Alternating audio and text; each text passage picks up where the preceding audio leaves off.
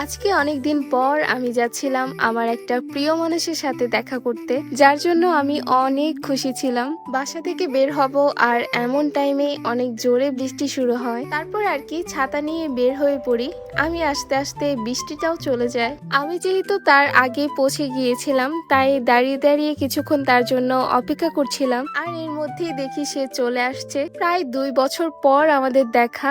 তাকে দেখি তো আমি দৌড়ে গিয়ে তাকে জড়িয়ে ধরি, কারণ আমি অনেক বেশি খুশি ছিলাম তাকে দেখে। এই 500 মিলির প্রিমিয়াম চকলেট টাপ কেকটা এখন অফার প্রাইসে পেয়ে যাবে মাত্র 330 টাকায়, যেটা চকলেট গানাশ আর চকো চিপস দিয়ে একদম ভরপুর ছিল। কেকটা দেখতে যেমন প্রিমিয়াম ছিল, খেতেও তেমনই খুবই মজা ছিল। এই স্পেশাল অফারটি মিস করতে না চাইলে এখনই অর্ডার করে ফেলো কেক বাইট ফেসবুক পেজে। এছাড়াও এখন কেক বাইটে পেয়ে যাবে বিভিন্ন ফ্লেভারের customize chocolate. So offer miss করতে না চাইলে এখনই অর্ডার প্লেস করে ফেলো।